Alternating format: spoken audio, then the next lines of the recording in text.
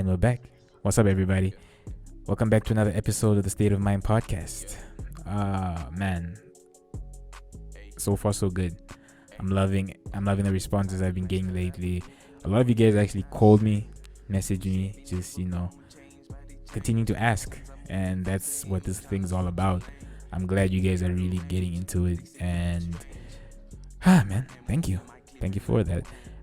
But to those that actually watched the first episode, look, I know it was long, but it was definitely worth the listen, because for the first time in a long time I got a chance to really just talk about whatever. So that was really awesome. However, on this episode I got to sit down with an entrepreneur by the name of Uatoo, aka Slow B.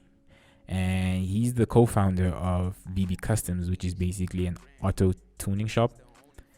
And hey man, from the humble beginnings to where he is now, I must say the man has worked his ass off, and I can only hope for more and more wins for this man. But I don't want to take up too much of your time. I want you guys to get into it, and hopefully you guys will be able to find the gems within this conversation and just figure out a way to make it work for you. So, not to take up too much of your time, let's get it. Okay. Nah, man, this is dope, man. Thank you so much. So anyways, ladies and gentlemen, welcome to the State of Mind podcast. This is episode number 2, and today I have a special guest. The man is an entrepreneur. I won't say he's done it all, but he's definitely doing something that you guys should pay attention to. And hopefully by the end of this episode, you guys will definitely have insight, knowledge, and everything that you need to start something. And we're going to take you through the highs, the lows, the laughs, the cries, and everything else. So without further ado, I'd like to introduce you guys to Uatoo, aka Slow B. Oh, you still remember that name? Dude, it's stuck with me. It's been a while. It's been a while, man. The B has actually, I don't know, vanished. It's just slow nowadays. It's vanished. Yeah. Oh, man. Ask, like, where's the B from? What does it stand for? I'm just, I know it's just slow. It just. So anyways, thank you very much for the invitation, Patrick.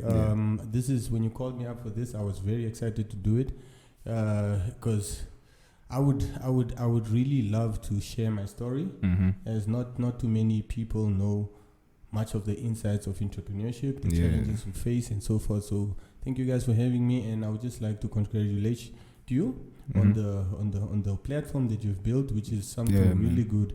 Something really good. I'm very proud of you. Nah, I appreciate it, man. Even when I messaged you online, I was actually nervous.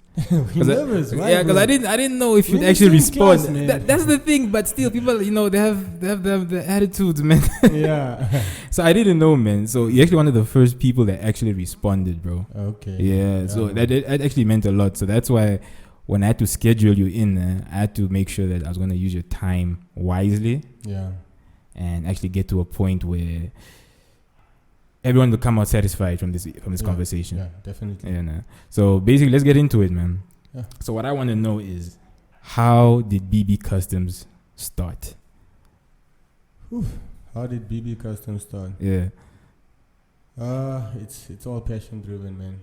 You've always liked cars? Yeah, I've always liked cars, and growing up also at home, I was one of the youngest brothers, but I was the one who knew more about the cars.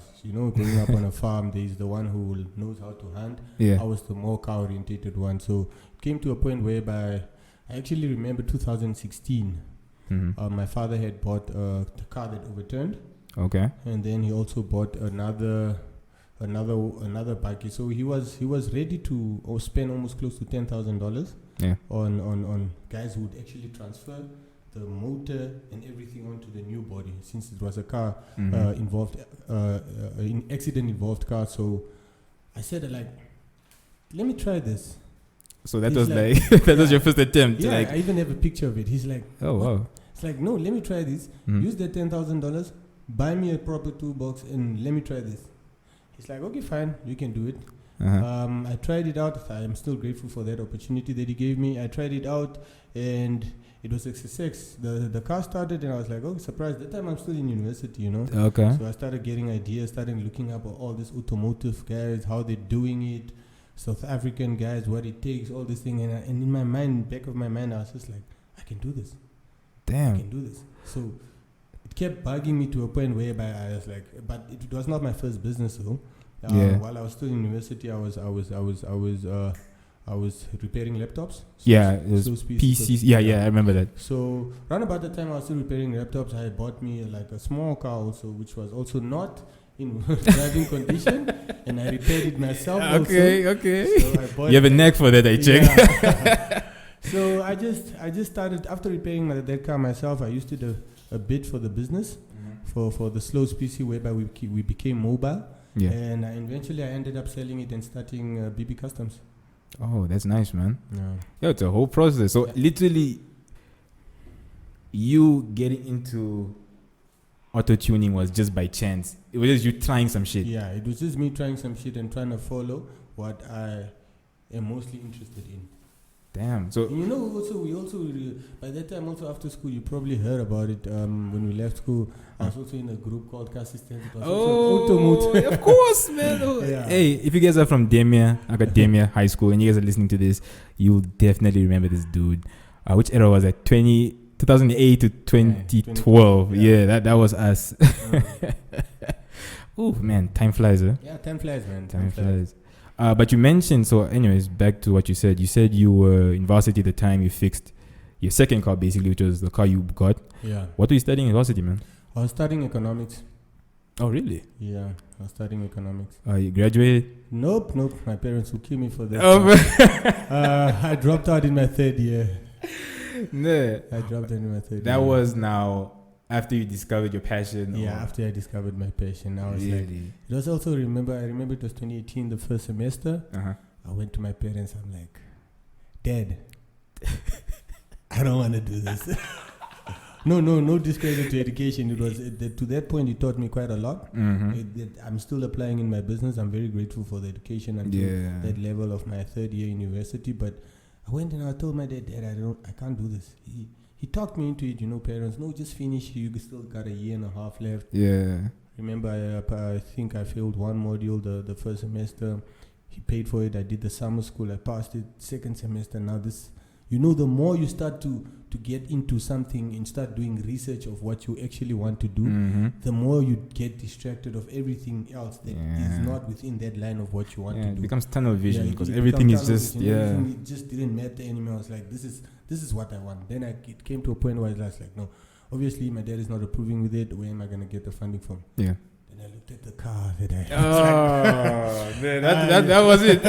You gotta go, man. You gotta go. But that's for me. That's like the definition of entrepreneurship. You're willing to sacrifice these small pleasures for like a abundance. Greater times, man. Yeah. Ooh, so you sold your car? Yeah, I sold my car. How much you sell it for? There was like that time they were not going for much, so I sold it for 32,000. Oh, okay, that's a start. 32,000. I knew that it was gonna be hard, so I actually negotiated a better deal with this lady. I was like, just give me 15, so I don't blow everything, and the rest you give me like installments. 2,000 installments. I would know if I don't make it this month. That's the business. It's a startup. I don't know the expected clientele I'm gonna get and everything. So I just knew that I was looking forward to this 2,000 that is coming like every other month. But it only lasted for I think 4 or 5 months. Oh, that's even that long. Yeah. Oh man, hey, but at least you got it right. Yeah. Okay, so you're fresh. Okay, technically not fresh out of school, but you dropped out of school and decided, okay, this is what I'm gonna do. Yeah. So that seed money you got, basically from the car that you sold. Excuse me? The seed money that you got, the money that you got from selling your car. Yeah. What was the first thing you purchased, or what was going through your head at that time? As a young guy, there is a lot of distractions. Oh, tell me Trust about me, it. there's a lot of distractions. There's a lot of temptations. Before I even spent on anything, I was like, yo, I need new sneakers, man. I appreciate your honesty. When you get money, you start seeing these needs that you didn't actually have. You understand? Yeah. I went to town, I bought me a pair of sneakers, and then on my way home,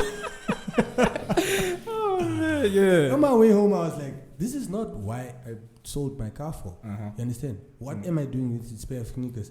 Because I usually would have a lot of audio books and like motivational videos that I've converted into songs that I put on my phone, which I listen to. And coincidentally, all the time I'm going through something, and I just press play, it synchronizes, and it comes to a point where someone is actually addressing what I'm going through. Understand?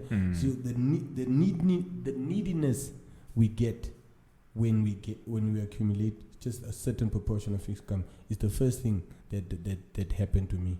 Understand? Which was a mistake that I also made. I used like I think 1,000 something on that, and then from there the rest I just went. I bought equipment that I needed. I invested more in marketing, whereby I branded the business first. Before actually a lot of things. I just bought the starting material, which was I think cost me like 9,000 or something. The rest it went into branding. I started off as, this is BB Customz. We have T-shirts for sale. We have what? Like, it's already running. You understand? Yeah. There's this rule there whereby you should act like you're already there. Nice. Yeah, that's the rule I applied. I marketed like I'm already top. I'm already top. You understand? Yeah. We have this going on. Like, you see, which is actually also part of how we grew so fast. You understand? This it's, to be honest, it's not what I predicted. I had given myself to be at this state. I've given myself almost 7 to 8 years. But now we're only running, I think, for 2.5. Oh, nice. Yeah. And you're actually really well known. Yeah. I've seen the work, man. Oh, thank you. Yeah, man. that's good shit. Yeah. I love it. Yeah, man. Not everybody. I mean, yeah, there are a few people doing it, but I only see you elevating even more, man. To be honest, after 2 years. Yeah, after 2 years. Come on, man. So, anyways, BB. What does that stand for? BB Customz. So as I also said, I'm one that I think ahead. Understand? A lot of people don't understand where the BB comes from. Yeah. But my end goal target was like Bakkies. Bakkies. Okay. Whereby I want to be a median, like whereby you go to Toyota, you're buying your brand new Bakkie, and then you say you want this extras on it. This I want this and this done on it. Yeah. And then automatically they quote you, and the car comes to me. That's where the BB comes from. It's burner Bakkies. So the sole end of where we're going, we are gonna be like strictly Bakkie. Customizing. Yeah, customizing. So what, sedans are not worth it, or? No, sedans are not. It's not that sedans are not worth it. Like as we also you know, when you're starting something, you envision it like this. So the name was based on the vision I had then. Nice. But it has changed now over the course of being in the industry. You know, they teach you some here. You also learn. So we just take it to BB Customz, and sedans are I think almost 80% of our clientele right now. It's what we basically master in right now. So I'm just rooting where the name came from. Yeah. Just going according to the vision. Yeah. You hear that, ladies and gentlemen? Set your goals high, man. Have that vision set. That's the only way you guys are definitely gonna know where you're heading to. But other than that, you're a co-founder, I believe. Yeah. You're a co-founder. Who's your other partners? I was actually the founder. The founder, and you brought someone in. Then I brought someone in, which made me a co-founder. But the first guy I worked with, unfortunately that didn't materialize. He's no more with us. Okay. Yeah, but I'm currently operating with a cousin of mine. Okay. His name is Uno. We're working together because it's a huge company. It's not something you can do alone. Nah. Yeah. Nah, man. Shout out to Uno, man. Yeah. Keep on doing, guys. Keep on doing what you have to do. But do you care to explain what happened to the first partner? Is the story worth telling? Yeah. No, I don't. You don't have to mention his name. You know. Yeah. No. For me, it's a story to tell. I don't have a problem with it. Okay. For me, I think it was based on, you know, as young entrepreneurs, especially young black entrepreneurs. Yeah. We don't get the how. We don't get the blueprint of this is how it's done. This is the system that you have to use.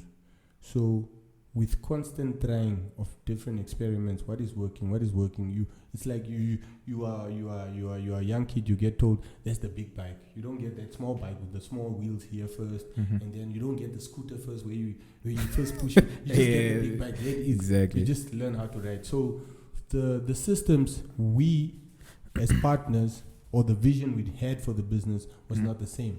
It's totally different. It was totally different. It came to a point where we would always get stuck. Get stuck. You want to do this, I want to do this. I think this is best. He thinks it's best. We try this, it fails. We try that, it fails. No, we tried that, it failed. Let's do this, but it didn't really materialize to a point where we both came to a mutual agreement that, okay, bruh, no hard feelings, but this is not working, so we have to part ways. No, that's very grown up from both of you, actually, to actually come to that conclusion. Yeah. Because it's funny how I've come across a lot of people who know for a fact what they're doing, it's not working out. Yeah. Sometimes it's just better to call it a quit. Yeah. It doesn't make you a before quitter. It affects your other relationship. Yeah, but it's fucking up your progress. Yeah. So for you guys to actually come to that conclusion and tell each other, you know what, it's no hard feelings. Yeah. That's very mature, and that's something people lack. Yeah. Because other people just stop talking to you. Yeah. know? And you're wondering like, oh, what happened? Yeah. BB Customz. So, what else? So tell me, your first garage. How did that come about? My first garage. A cousin of mine. He's been very helpful. Okay. He's been very helpful to my business life, to my education life also. Nice. I used to live with him actually when my parents moved to the farm. So he operated a trailer business. As in making them, manufacturing? Making them, renting them out and stuff. Nice. Which he, I don't know to what reasons, had to close and sold all the trailers. So where he was renting, it was vacant. It was in Heromo. It's still in Heromo. It was vacant and he was not operating from it plus, and he was still paying rent for it. Yeah, so I just talked to him. He helped me out with the premises and we started. Where you guys functioning right now? Like, is it still the same place right now? No, it's not the same. It's now we're on the third workshop now. Oh, really? That was the first. We moved to Commerce down from there, and then we are here where we are currently based. Where is that? It's in. You know when you're going to Hakahana service from the hospital, there's the driving school parkings. Yeah. Yeah, we're just right opposite there. Oh, really? Yeah. Okay. I actually drive past there quite a lot. Yeah, if you just look to your right, you'll see a lot of cars parked outside there. That's where we're operating from currently. Damn, man. And how many employees do you guys have so far? We have 9 employees. Oh, shit. All of them? Yeah, 9 employees. And this doesn't include the interns that were... No, it doesn't include the interns. Oh, man. That's a lot. One intern, though. He's still there. But that one, we come a long way. But, yeah, he's still there. What does he do? He does general mechanic stuff, basic operations, managing stock, going to buy material and so forth. Yeah. Nice, man. So, the customizing game. Tell me about it, man. Because I'm familiar with who's the dude?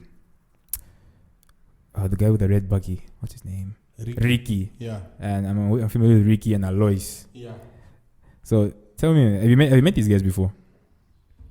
I've met the guys before. Nah. We've actually worked together also. I feel like even that community of auto tuners or just people who are actually who are independent like yourself and Alois and Ricky, I believe that community is like pretty tight. You guys are very close, probably, nah? Because it's like a rare few of you, man. Yeah, it's not. We're not really close, but you know each other on a phone call away basis. Understand? Whereby when you need something, you call them. When they need something, they call you. A lot with Alois more with Ricky. Yeah. Ricky, we just know each other. We just have each other's numbers, but not too much communication. But yeah, more with Alois, yeah. Have you guys considered doing any collaborations? On events, he suggested it, but what happened. What the pandemic came through. He suggested us having a collaboration on an event, but which was a good initiative, but no, we haven't done actually. So we haven't done something like that yet. What was the event exactly? We didn't structure it. It was just... they're just brainstorming, just throwing ideas. We should do an event together. It's a dope idea, and suddenly we hit the lockdown. Oh, man. Oh, speaking of lockdown, how did that shit affect you guys, man? Because for me, being a graphic designer, I wasn't too bothered really, because everyone was moving onto an online platform and they needed some kind of content. So I was like, let's bring it in. That's exactly what I would also say. Oh, really? Because we were like, do you know what? We are stuck. No cars will be moving. Mm-hmm. Not to say we want people to pump their cars, but no cars are moving, so no accidents. So yeah, at first, I think I went home. Mm-hmm. I was 2 weeks into lockdown. Okay. When my landlord called me, he's like, end of the month, I'm expecting my money, right? I'm like, dude, what? Are you serious? You really called? Are you serious? Wow. I'm like, yeah, I'm serious. Okay. He's like, whew. Okay. Yes. Okay. Then I sat down. I was like, first, not all negative situations are negative for everybody. Especially for me, I wouldn't lie. It was a point whereby I realized that. Do you know that people don't need their cars right now? If I could just find a way to get the car from them to the workshop, I would have ample time to work on those cars. And they wouldn't even be bothered by not being without their cars because they're working from home. Exactly. Okay, that's point number one about the lockdown. The secondly, we went like, okay, and the employed guys that are not getting retention stuff, because I think retention only started after 3 months of lockdown. Or second month. People have more spending power. They're not spending on fuel. They're not spending on restaurants. So meaning they have money. So we made a lockdown special. I think Alois also had it. We also had it. We had a lockdown special, and the workshop was full. Really? So much work where we had to call the suppliers to come open for us. It was most. Wow. I think it was, what was the time? It was 8. They were opening from 12 to 6, I think. Okay. Yeah, so we'd call the suppliers. No, we have this car. We went to go get the car from your house, comfort of your home. We take it to the workshop. We finish it. We deliver it. So, to the affecting of us, it didn't really affect us that much. I would say it didn't really affect us that much. Because the difference between you and everybody else is that you guys adapted to the situation. Yeah, you have to see the opportunity in every situation. Yeah. What were the specials, by the way? Oh, the specials, we just cut the price with 20%. Oh, just to fix your car, general maintenance. Yeah, general maintenance, resprays, accident repairs. So people were actually like, okay, I'm at home, kids are not going to school, I have this spare money to spend, let me get my car done. They get it done. Man. Yeah. Nah, clearly you guys did something very... It didn't get to a point where we were getting calls out of Windhoek. What? To get permits to go get those cars out of Windhoek. Oh, really? Yeah. Then bring them back again. Yeah. But there's always a way, But we can't get into that. Oh my God. That statement I've been hearing way too much. There's a way. I'm just like, guys. There's always a way. Lockdown was real. No, man. Hey, that's great. That's great. And so far so good. How's 2021, sorry. How's that going so far, man? I've realized that everything is about your mindset. Explain to them what you mean by that, man. I mean that if you are compelled in that January I'm broke, you're going to be broke in every January. Oh, best believe it. Yeah, so especially going to 2020, if it has taught me a lot, it taught me that you should just trust your instincts, man. Yeah. Trust your instincts, keep pushing, and you just prepare. Yeah. We didn't close. No, at all. Throughout the entire... No, December we were operating. Really? Fully operating. Okay. Understand? Yeah. We were operating to a point when you see people are seeing that you're still operating, they sometimes clients are very funny. Sometimes they don't realize they need your service until they see your service. Yes. Oh, yes. I need that. You understand? Yeah. So while we were working throughout December, people are like, oh, you guys are still not closed. They brought us work. No, I'm traveling with my buggy to the farm or whatever, a rented car, go pick up my car, finish it. I thought people were closed. I was trying to fix it in January. So this continuation, it kept on going and keeps on. So for me, this January, it's still the same as December or November of last year. We're still operating. It's not slow. It's not anything. The workshop is full. The work is still coming. And I'm grateful. We're really grateful. The whole team is grateful. Damn. Clearly, you guys had a plan. Because everybody else closed down. Everyone needed a break, from what I heard. There's no breaks now. No breaks. That's great, man. Yeah. But I wanted to ask you now, because I know how I feel about the situation. But as an entrepreneur, it's long hours. It's constant disappointments from time to time. Talk about that. There are a lot of strains in your personal life, your relationships.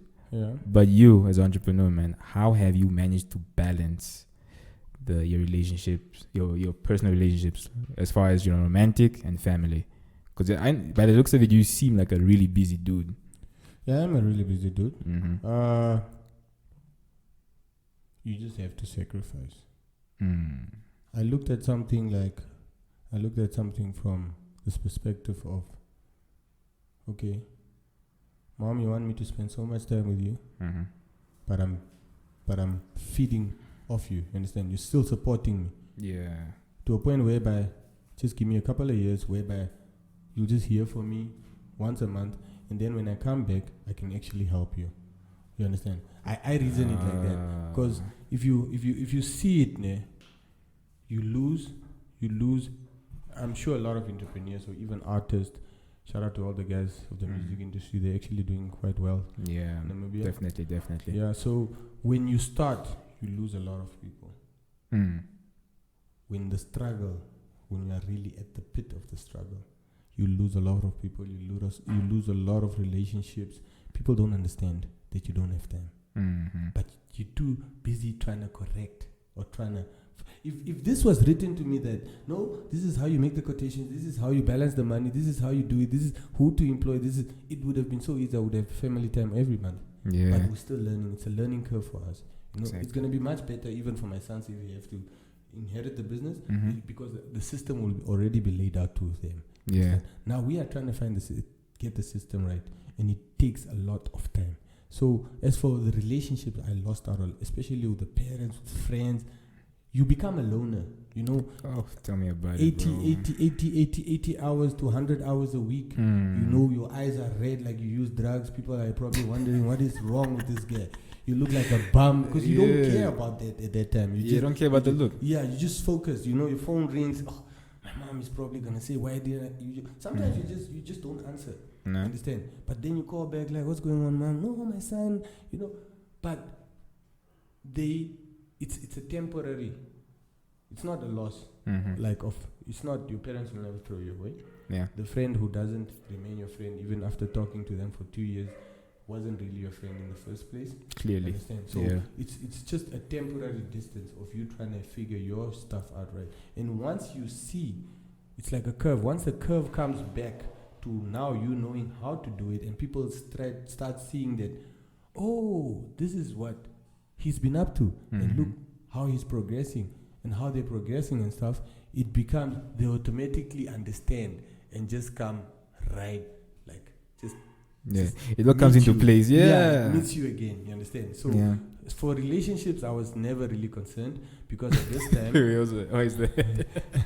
never concerned because at this time I'm too busy trying to build a business, trying to make connections with the right people. So every dollar spent, every time spent, it's costly. Yeah, very much. It's costly. Like you can't get it. You say time is the most expensive thing because you can't get it back.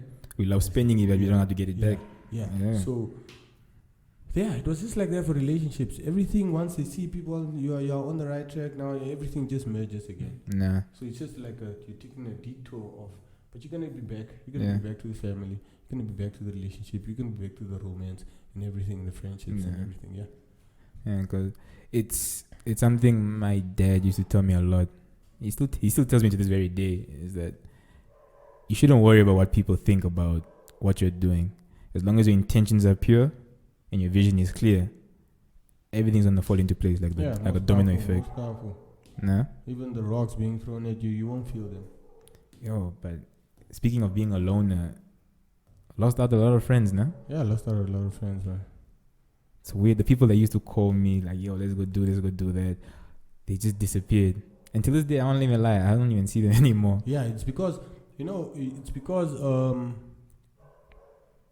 that's why when I meet someone, especially when I see that this person is only going to become a friend, yeah, I try to ask them, like, okay, fine, you meet someone in a Thrive or something, or in school, or in class, or at the seminar, but then after a few months, you should start asking this person or asking yourself, like, what are we doing together with this person?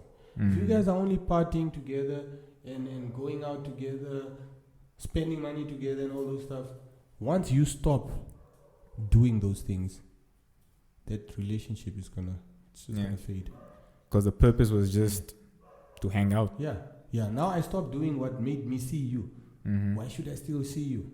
Understand? Yeah. That's why you see a lot of friends trying to pull your friend up, like, bruh, let's try and do this business together, so I can still see you. Understand? Yeah. Because what we used to do together, I don't want to be a part of that anymore. So, but I still love you as a friend. No hard feelings. But if we're not gonna do this together, I can't see you anymore. But it's also like it's a weird thing for them, because for you, you know for a fact mentally, like, this is what I want. This is what I want to achieve. So for you, it becomes also a bit strange when someone's also in the same circle as you, doesn't have that mentality as you. It becomes alien. Because for you now, you're just wondering, like, what's wrong with this dude? How can you not have a vision to be something? You just want to do this for the rest of your life? It becomes really weird, even for you now. Yeah, no, for me, it becomes weird. It wasn't weird at first, but then when I actually realized that, if it's raining today here and there's sunshine tomorrow, there's sunshine in Khobabos or in Swakop, it doesn't mean that it's not gonna rain in Khobabos. Understand? Yes. So what I'm basically trying to say is that I figured that if I'm doing and I found my vision, I found my passion right now, it doesn't mean that this person is also not gonna find theirs. But if I cannot help you at that point in time and make you realize that what you're doing right now or what you're up to right now is getting you nowhere, as a friend, I'm obligated to tell you that. It's my responsibility. It's my right also to tell you that as a friend. Understand? So the process of when you actually see it and start pursuing your dreams is not up to me. That's a you problem. That's a you problem. Yeah. All I can show you is I can tell you this is what's going right for me. This is what I'm doing. Why don't you try it out? Why don't you check what you're interested in? Maybe it's gonna work out for you also. So, but for that, most of the time, I just leave it at that. You can't save anybody. Yeah, you can't save everybody. You just work with the few that you have, and you take your share of the cake, and you move on. Yeah. Kind of brings me back to what I used to say to people. It's hard trying to help someone that doesn't want to help themselves. Very much. And at the end of the day, you're just gonna waste your time, man. That's just what it is. But other than that, man, tell me, what car are you driving right now, man? Oh, no, I'm just driving a Golf 6. Yeah? Yep. Is that something that you always wanted? No, not really. This car is for sale. I also have a car sales platform. Oh, really? If you can't sell your car, I come take it, do a few touch-ups on the garage. When you sell it, I get my portion of it. Oh, so you're basically playing middleman for yeah. Get that struggling. Yeah. So you have a car sale platform, guys. I don't know if you guys are paying attention, but that's how you continue to add value to your brand and business. Yeah, you should be known for everything around your business. Exactly. Yeah. Because not only did you tune cars, you maintenance. Yeah. Sales. Yeah. What else is there? Repairs. Yeah, but we're working into rentals now also. Oh, rentals, like a whole shuttle type of section. No, just daily rentals. Rentals whereby you just come rent a car out of town. You came to Windhoek on a job from the north. It's costly to drive. You just come. You rent a car. Man, that's how you diversify. So that's something in the pipeline, or it's still? In the future, it's the future. Near future, though. We don't like to put the goals too far. Okay. Yeah, but okay, back to the car that you drive. What's a dream car, man? If that's the case, because clearly you're not too enthused about the Golf 6. And it's a nice one, by the way, guys. Car. Yeah, but what's your dream car? What's the ultimate? I'm a sports person, man. Yeah. So I'm not gonna drive a McLaren. It's probably nice one. it's very big. It's a very big ask. I feel like my garage is gonna be bigger than my house. Oh, you're gonna be one of those guys. Yeah. So I can't have a dream car. Actually, I can't answer that question. There are too many. They're too many. Yeah. Man, I don't know. For me, I'm a Audi fan. Yeah, Audi fan, definitely. But I'm also a fan of the old school Mercs, especially from the 60s to the 80s. Oh yeah. You gotta buy it now, man, because you're gonna buy it for almost. Let's say in the next 10 years, those cars would be auctioned. You know what happens at the auction? Oh. Yeah, I can't deal with that. I don't think I'll have the budget for that even. God, man. But yeah, no, I'm definitely looking into that. Apart from dream cars, man, what kind of books are you into right now? Because I saw you paging through a book there of mine, The Monk That Sold His Ferrari. A really great book, by the way, guys. Let me know also in the comments what you guys are reading and recommend a couple of books to us. Maybe you can check it out. But other than that, man, what books have you read that have pretty much changed your perspective in life? For me, personally, I like to... Okay, before I get to the book part, I would like to just send just a little advice that there's a lot of role models out there. Understand? There's a lot of role models out there. You need to pick your role model wisely. Oh, very true. You need to pick your role model wisely. Your role model is the person whose books you're going to read, or whose type of books that you're going to read which are in alignment to that role model. Yeah. You have to have a picture of, this is who I want to become, and then you study that person. What do they do? How did they do it? Understand? So for me, when people recommend a lot of books, no, you should read this. You know, there's the cloud books. That everybody needs to read. No, you should read How to What, Rich Dad Poor Dad, which is a very good book, by the way. Robert Kiyosaki, Rich Dad Poor Dad. Yeah, that's one of the books I've read. I keep reading it still. I still watch his podcast because he's in a line of what I want to do. You know, I actually strive into real estate. That's my end goal. I recently wrote my exam last year, September. Oh, the real estate exam. Yeah, I got my certificate. So right now, currently, I'm focusing on two authors, which is Grant Cardone, who is a capital. Oh, Grant Cardone, I'm aware. Capital owning guy who buys property, and his books 10x, the 10x rule, and Robert Kiyosaki, Rich Dad Poor Dad, and how they actually run the real estate is what I'm actually focusing on. I'm not reading too much of the books because I don't have that luxury of time anymore. I used to read them a lot when I was back in school, but I don't have that luxury of time anymore, so I have audiobooks in my phone. I listen to their videos. You know, when I'm waiting for someone in something, maybe probably at the bank, or waiting for material, I'm in line, I just put a video, I watch what he has to say for 10 minutes over that, but I keep watching the same content for it to stick. Because 80% of what you read, you forget it in the next 2 hours. 80% of what you read, you forget in the next 2 hours. I did not know that. Unless you repeat it. Yeah, unless you repeat, of course. Repetition is key. Yeah, repetition is key. So you get these people, I've read all these books. But what did you learn? Honestly. Yeah. They won't give you much.